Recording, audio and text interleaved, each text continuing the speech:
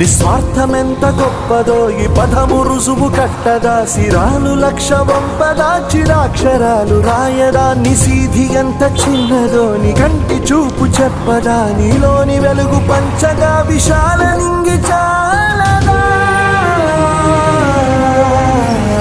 మనుష్యులందు నీ కథ మహర్షిలాగా సాగదా, మనుష్యులందు నీ కథ మహర్షిలాగా సాగదా.